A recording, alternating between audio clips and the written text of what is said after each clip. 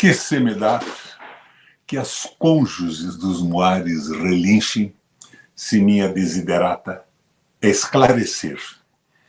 Minha gente, eu estou marginalizado na política. Eu não sei porquê. Eu fui governador 3 vezes, fui mais votado senador do Brasil, fui prefeito da capital, fui presidente do Parlamento Europeu Latino-Americano, do Parlatino, da Seção Brasileira do Parlasul. Eu sou um veterano da política, entendo bastante disso, mas estou fora. Mas a minha função básica é aproveitar o meu conhecimento para trazer para vocês uma discussão limpa e séria. E que vocês dialoguem comigo, dispenso os desaforos, vou deletando todo mundo que coloca um desaforo, um palavrão, mas eu quero conversar. Se eu tiver errado em alguma coisa, eu quero corrigir o meu erro. Minha gente, quero falar do petróleo, da Petrobras. Vamos começar com uma citação do Franklin Delano Roosevelt, no New Deal dos Estados Unidos, no Novo Pacto. Ele dizia o seguinte, o Franklin: a energia tem que ser pública, porque a energia é o insumo básico principal de toda a indústria, de todo o comércio, de todo o desenvolvimento e da qualidade de vida das pessoas. Se a energia for privatizada na mão de meia dúzia de pessoas, ela vai ser um chupa-cabra da economia e o desenvolvimento, o crescimento da indústria, a qualidade de vida e o comércio vão ter dificuldades. Porque esse grupo de pessoas vai tentar ganhar o máximo possível. Então, a energia tem que ser pública. Essa é uma frase, uma posição do Franklin Delano Roosevelt. Por outro lado, eu quero chamar a atenção de vocês de um livro que é a Teoria da Dependência, escrito por um italiano naturalizado argentino, que chamava-se Enzo Faleto, e o Fernando Henrique Cardoso, a Teoria da Dependência. Esse livro diz a seguinte bobagem, que o brasileiro não conseguia, por falta de competência, de inteligência, jogar a economia e o desenvolvimento para frente. Então, que nós tínhamos que ceder espaços na economia para estrangeiros, porque só os estrangeiros teriam condição, pela sua inteligência superior à nossa, de levar para frente o desenvolvimento do Brasil. Tolice total. Mas o Fernando Henrique acabou sendo presidente da República com essa teoria da dependência. E o que isso deu, na verdade, todos nós sabemos, né? Foi um desastre total, o Fernando Henriquismo. Agora, lá atrás, em 53, o Getúlio Vargas fundou a Petrobras. Agora, vamos lembrar que o Getúlio Vargas teve que se suicidar porque diziam que não tinha petróleo no Brasil, que o Brasil não se metesse nisso. Mas a Petrobras foi fundada, uma empresa incrível, maravilhosa, e, de repente, com o apoio do Estrela, do Guilherme Estrela, que era o nosso diretor de desenvolvimento da Petrobras, nós descobrimos o pré-sal e desenvolvemos a tecnologia para extrair petróleo de grandes profundidades na nossa costa. Foi um sucesso, um estouro. A maior descoberta do mundo de petróleo colocou o Brasil numa posição simplesmente maravilhosa. Mas a teoria da dependência, no governo do Fernando Henrique Cardoso, já nos causou um mal enorme. Ele resolveu que o Brasil era pequeno demais para extrair, refinar, comercializar petróleo e quebrou a concessão da Petrobras. Quebrou a concessão. Então, o petróleo podia ser colocado numa forma distributiva e o monopólio da Petrobras não existia mais. Nesta sequência, um deputado federal, ex-deputado federal, Haroldo Lima, do PCdoB, tentou corrigir isso com a partilha. O que era a partilha?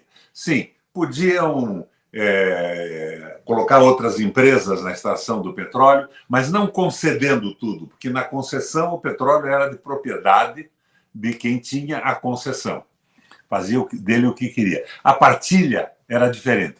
A Petrobras ficaria obrigatoriamente com 30% de cada poço e seria a operadora única do sistema. Ela que ia perfurar, e assim não haveria possibilidade de alguém tirar mais do que declara e lesar o Brasil desta forma. Mas, depois disso, a concessão foi sabotada no Congresso Nacional por um projeto do José Serra. A concessão não, a partilha foi sabotada por um projeto do José Serra. A Dilma tinha colocado na partilha que os lucros da partilha seriam distribuídos para a saúde e para a educação no Brasil. Era uma tentativa de arrancada do desenvolvimento. Um parêntese, minha gente, hoje, 80% do petróleo no mundo está na mão dos estatais.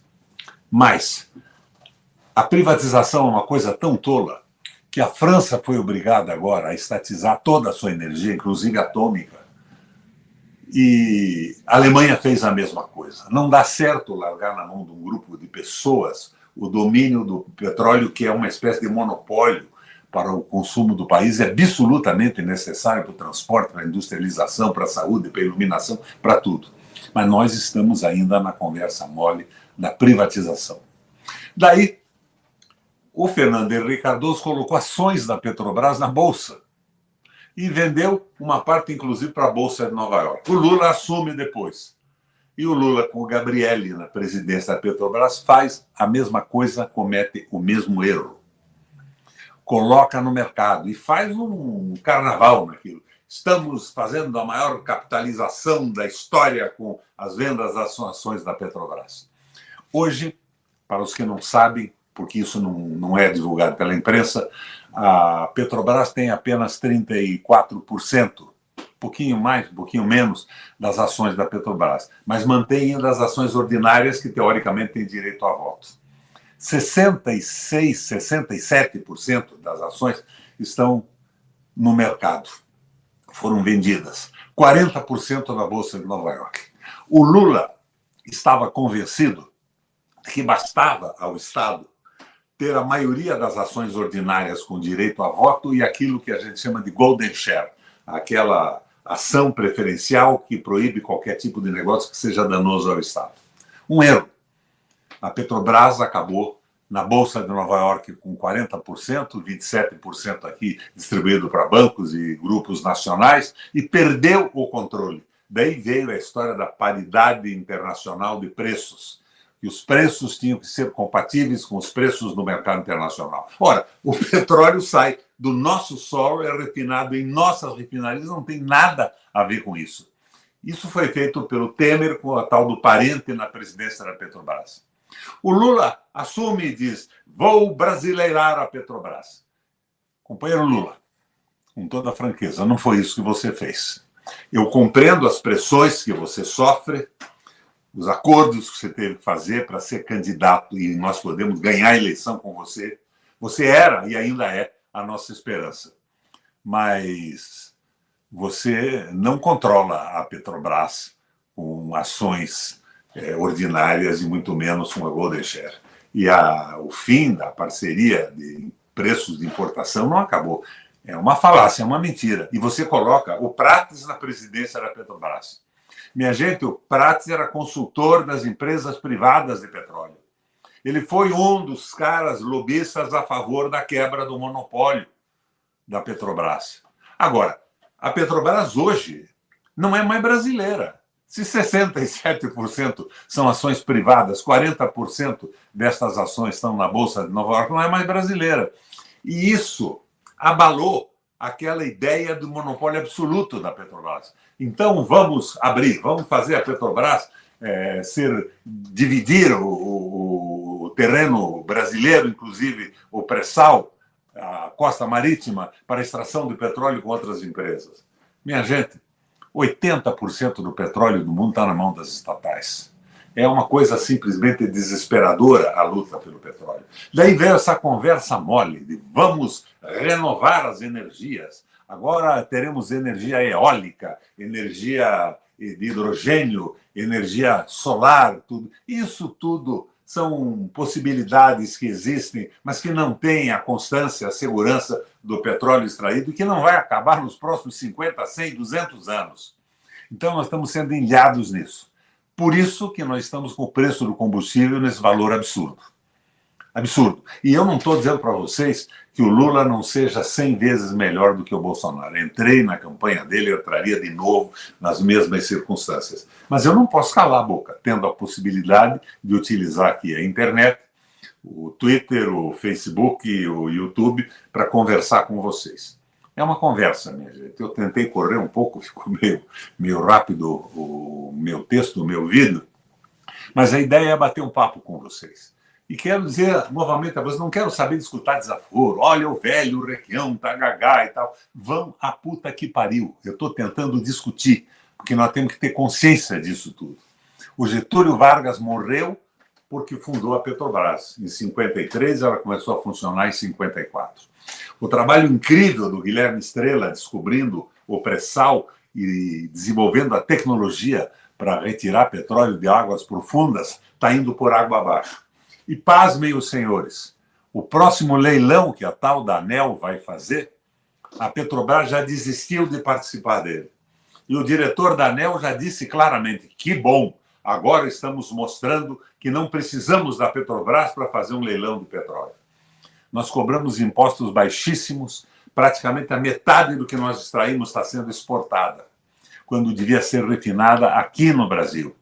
E se tivéssemos que exportar alguma coisa, exportaríamos os bens já trabalhados do petróleo, viabilizando tecnologia nacional, emprego e lucros incríveis para o Brasil. A Petrobras, hoje, o mundo inteiro sabe, as empresas de petróleo devem ser estatais, servindo ao país. Isso não significa que você seja contra a iniciativa privada, porque a Petrobras, na mão do pequeno grupo de pessoas, é o chupa-cabra da economia. Ela prejudica as indústrias, o comércio, o país, a qualidade de vida da população.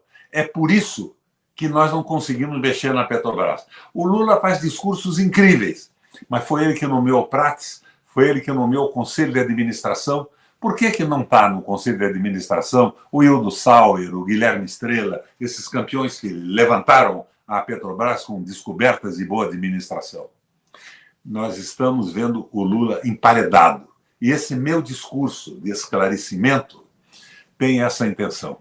Se nós brasileiros entendermos com clareza o que está acontecendo, nós vamos mais cedo ou mais tarde, e eu espero que seja mais cedo, acabar com essa roubalheira, essa exploração do Brasil e tirar do Lula este freio, esse emparedamento, para ele fazer o governo que ele esperava e que nós esperávamos. Agora, houve uma época em que o Lula acreditava que ele comandaria tudo isso com o domínio das ações ordinárias com direito ao voto. Já viu que não é assim. Mas a propaganda da Petrobras na televisão é agressiva, não é verdadeira e é mentirosa. Um abração do Requião para vocês.